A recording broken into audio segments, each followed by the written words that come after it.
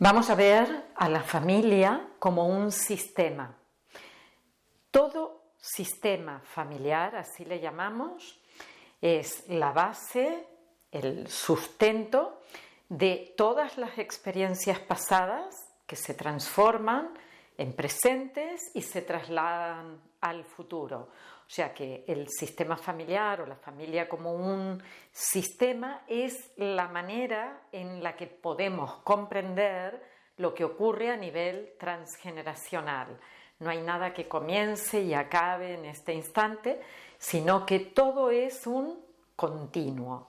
Y ahí es a donde quiero llegar.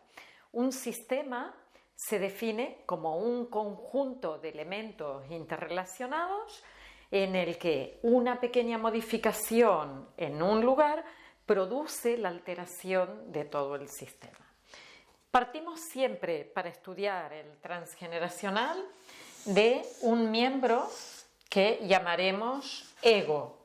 Ego será esta posición, vengo yo, vengo a veros, os pregunto por algo que tengo como dificultad.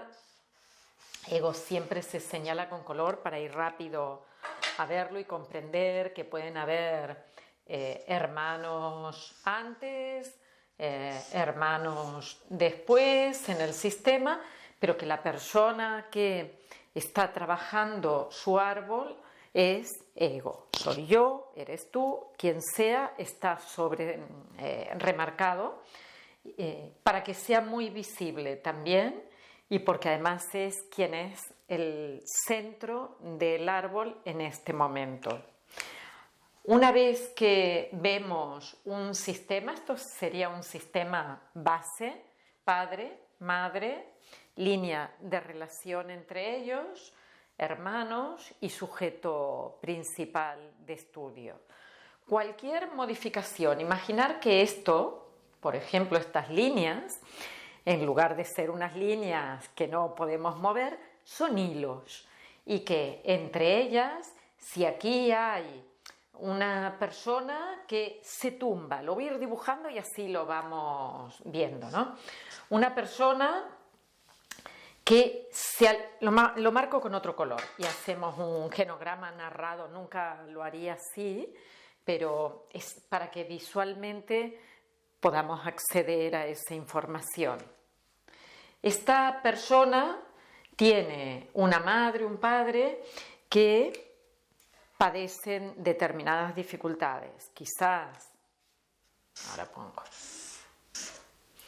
una dificultad del sistema es que el padre tuvo un accidente laboral, dejó de trabajar, no pudo proveer a la familia, los hijos que pudieron ayudaron, por ejemplo, los mayores pudieron ayudar al sistema, pero hay otros hijos pequeños que no lo pueden hacer.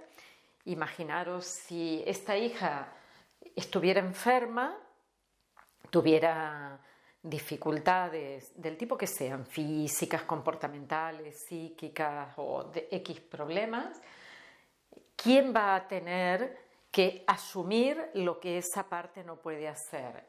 Seguramente los que están bien. El padre, hemos dicho, por alguna razón no puede trabajar, no puede aportar, no puede cubrir las necesidades básicas. Tenemos otro miembro de la familia con dificultad y una norma de todo sistema es buscar el equilibrio para mantener el sistema vivo. O sea que la pauta principal de todo sistema es la supervivencia. Y cualquier cambio dentro del sistema se va a percibir como una amenaza. Es un alto riesgo, una situación que nos está colocando en peligro. Por eso, la mayor parte de las veces vemos cualquier cambio como este hijo tenía que seguir con el negocio del padre, pues este no quiere cambiar de profesión. Se vive como una amenaza. ¿Por qué? Porque no se va a poder sostener el sistema con el status quo que se venía manteniendo. Entonces, la amenaza es a la estabilidad que se ha conseguido hasta ese momento y depende de lo que hubiera obtenido cada generación. Si en esta familia, en esta generación, dentro de las necesidades de esta pirámide, la pirámide de Maslow, en donde él nos recuerda que lo primero que tiene que hacer toda persona dentro de un sistema es cubrir sus necesidades fisiológicas: comer, dormir, beber, poder tener un espacio en donde desarrollarse, lo básico para poder continuar en vida. Después vienen las necesidades de seguridad. La seguridad de que no me ataquen desde el exterior, la seguridad de poder descansar y recuperarme, la seguridad de vivir dentro de un espacio en el que hay calma y tranquilidad, porque con miedo no nos desarrollamos, con paz, con calma, podemos caminar hacia adelante en la vida.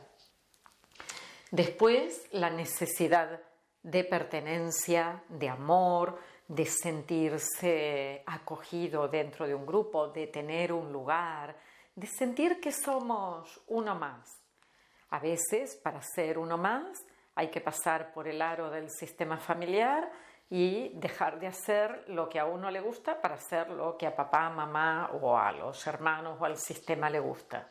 Pero ahí exige renuncias personales. Luego viene la autoestima y el reconocimiento por parte de los demás. Me siento valorada por mí misma y siento que los demás también me valoran y me dan un lugar. Una vez que lo he completado, consigo poder cubrir o hacer algo para una autorrealización. Soy yo que voy a conseguir mi propia realización.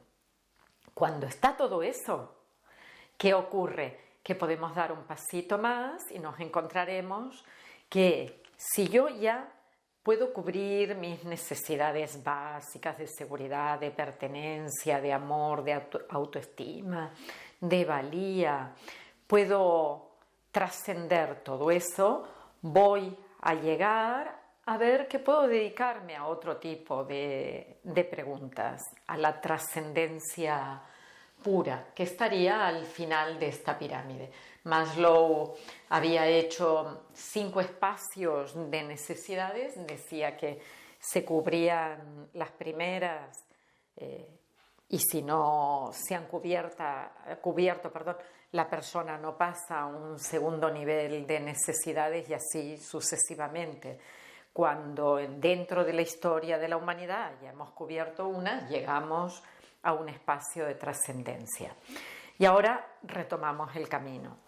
Lo primero, la pauta principal de todo sistema es cubrir necesidades fisiológicas y de seguridad, porque esto me va a dar la pista de que yo puedo seguir haciendo. Imaginar que en esta generación ya se había cubierto esto y aunque el padre enfermara y la hija enfermara, la familia contaba con recursos y podía sostener, digamos que contaba con un colchón de recursos y podía sostener lo que ocurriera. Pero también puede darse el caso de que en lugar de que pase eso, la familia no tiene ese colchón, no tiene recursos, se queda aún en peores condiciones y no puede sostener a estos miembros. A uno lo envían con su familia de origen, porque esta madre no puede, si fueran niños pequeños, continuar alimentando a todos, y a esta niña la ponen en una institución. Esto ha pasado y os pido que cuando se mire el árbol no se juzgue. No hay ninguna mala intención en ninguna persona del árbol en hacerlo mal. Hay la necesidad de poder ir satisfaciendo poco a poco todo este sistema. Imaginemos que esto ocurre cuando esta mujer ya es adulta y tiene a sus hijos. Ego nos viene a ver porque tiene, por ejemplo, puede haber tenido hijos y está sintiendo que se altera con ellos, que les grita, que la maternidad tal como la hubiera querido vivir le es imposible, que está haciendo cosas que racionalmente se había planteado que no iba a hacer nunca, pero sin embargo ahora lo hace y quiere revisar por qué le está ocurriendo lo que le ocurre. Entonces, primer nivel, miramos la biografía. ¿Qué le pasó a la persona en la etapa de la infancia? Y ahí localizamos que dentro de este sistema, su madre, en un determinado momento, cuando ocurren estas situaciones, tiene que apoyar a su propio sistema familiar. Y por lo tanto, es como si se alejara para dar cabida y apoyo a su madre, a su hermana, a su hermano, se alejara de su propio sistema porque tiene una necesidad y trabaja, pero además durante varias horas al día y muchos días a la semana va a casa de su madre para ayudarle con esta hermana que está incapacitada. Es el momento en que empieza el sufrimiento de este otro sistema, el sufrimiento porque hay una tensión. Recordar que esto es un hilo. Si yo tiro para el otro lado, este status quo que había se modifica. Hay algo que cambia. Quizás en ese momento este hombre percibe que esta mujer ya no está en una relación de pareja porque tiene que abocarse y mirar hacia otro lado, y él necesita llamar la atención mediante conductas que, aunque sean nocivas para la propia persona, le dan mirada, le dan escucha, le dan cabida, aunque sea con protesta. Lo hacemos los niños o los adultos, da igual. Por lo tanto, va a buscar, por ejemplo, relaciones paralelas, de pareja, búsqueda de amigos con los que ir a compartir copas, o se va al juego. Digamos que destina parte de su tiempo a otras actividades que también lo alejan del sistema familiar que ellos han creado. Hilos que se mueven, hilos que tensan. Aquel espacio ideal de padre, madre, una buena relación y dispuestos a ayudar a sus hijos, deja de existir. Y lo que vemos es cómo hay unos niños que tienen que acomodarse a una nueva situación. Eso es un sistema, un conjunto de elementos que están interrelacionados entre sí y que todos se influyen, todos se aportan información. Para todos hay un qué, un cuándo, un cómo, un dónde, de todos los conflictos que puedan llegar a vivir. Entonces, dependiendo del grado de necesidades cubiertas y de dolores que aún existan en el sistema se vuelve más rígido, más amenazante es el cambio y por lo tanto menos permisividad para eso. ¿Esto qué significa? Imaginar que esto es lo que ha ocurrido y aquí se produce un poco una hecatombe. Los niños dejan de estudiar, este hacía deporte, ella hacía música y este era súper tranquilo y coleccionaba muchas cosas. Este se vuelve muy intranquilo, empieza a molestar, ella deja de estudiar y siendo muy jovencita, por ejemplo con 12 años, empieza a fumar. Él deja directamente los estudios, está en la secundaria, ya no quiere continuar y lo único que están haciendo estos niños es manifestar un fuerte dolor. No pueden ponerle palabras, no pueden decir mi padre está sufriendo porque ha sentido que mi madre se ha ido de la relación para estar con su propio sistema familiar, no pueden expresarlo, lo expresamos a través de conductas. Por lo tanto, ninguna conducta dentro del árbol puede ser juzgada y todas las conductas tienen que ser comprendidas. Cuando esto ocurre y ellos perciben que algo comienza a derrumbarse, empiezan a poner límites a las situaciones. Por ejemplo, a este niño que quiere dejar la escuela le obligan porque si no, no le dejarán hacer deporte ni otra cosa y le castigan. O sea, límites. No son límites con amor, es castigo. Ese castigo o esas limitaciones por imposición, tú continúas estudiando y si te veo fumar otra vez, pues te daré un tortazo y además no saldrás en un mes de casa, ni podrá venir nadie a verte. Límites, así es como establecemos dentro del sistema historias para que la cosa se mantenga más estable, no se mueva. Pero hay una energía que se derrocha, hay una energía tal que se pierde aquí en querer sostener las cosas para que no ocurra nada más grave, para que se mantenga un equilibrio que es desgastante. Y por eso las relaciones a veces tienen que acabar explotando, o hay quejas o hay discusiones que son la forma de manifestar que hay un malestar. No lo veo, pero es la forma que tiene el sistema para manifestarte que ahí hay algo intenso y que es necesario recuperar otra vez el equilibrio. Me encantaría que pudieras hacer un trabajo personal, pudieras pensar en esto que he estado comentando, de cómo funcionaban los hilos en la familia de origen cuando lo veías como en lo cotidiano dentro de la normalidad y qué historias desajustaron esos hilos. Si alguien tiró más, si alguien se dejó llevar, si alguien tiraba menos, se quedaba laxo, perdido en el tiempo.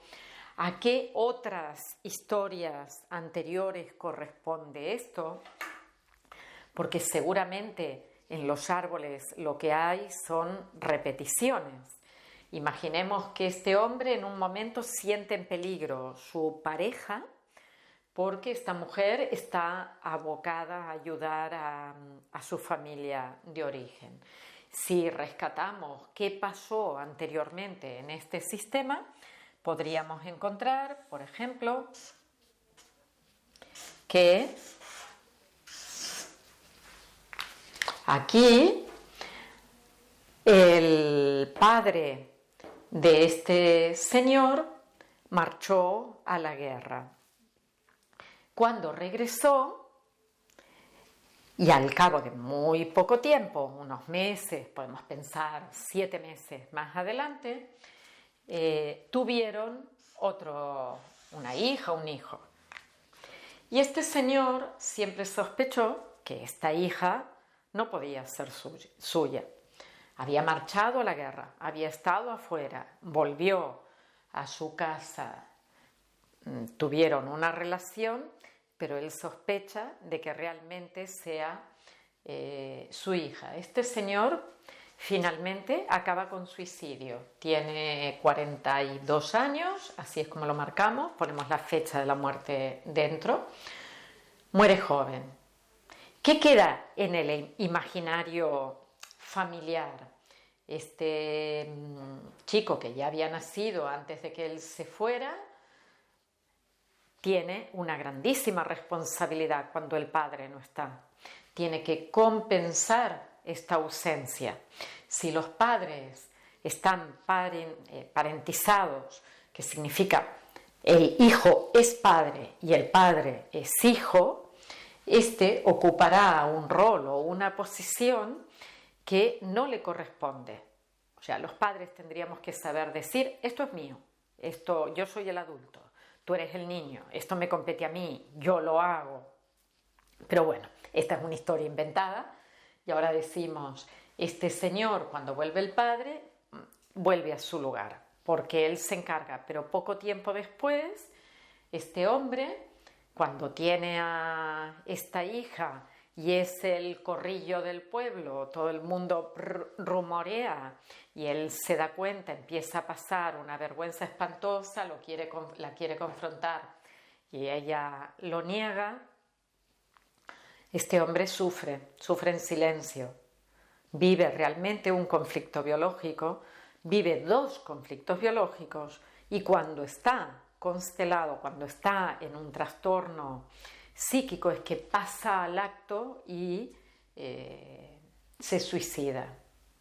¿Qué creéis que va a tener en la memoria esta persona, independientemente de que en su casa, por ejemplo, se hubiera inventado una historia porque era vergonzoso y además sería de mucha culpa para esta mujer creer que la muerte es debida a una conducta suya?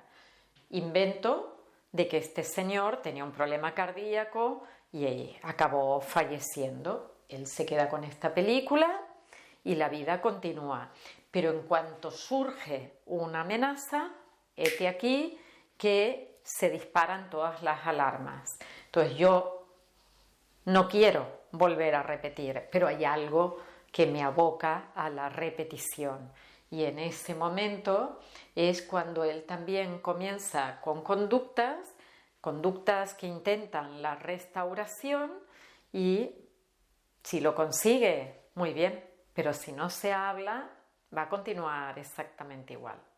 Quería mostraros esto porque todo sistema nos habla de diferentes historias, diferentes personas, desajustes, inconsistencias, situaciones que nos movilizan. Y es interesante que pienses, que experimentes en ti lo que ocurre cuando ves en tu composición familiar que hay de hilos moviéndose para un lado o para el otro.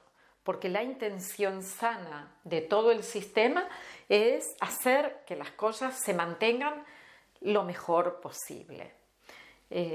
Otra de las historias que pueden llegar a ocurrir, podría ser otra repetición, es que esta mujer en su viaje hacia afuera, que no es viaje porque ella está en su casa y todo, pero conociera a otra persona y fuera una repetición formal. Al cabo de un tiempo puede tener un hijo y es una repetición como calcada y que él viviera un poco más de lo mismo. ¿Para qué hacemos el trabajo de transgeneracional? Para buscar en esta persona que no conoció, por ejemplo, a este abuelo, la raíz de un determinado problema.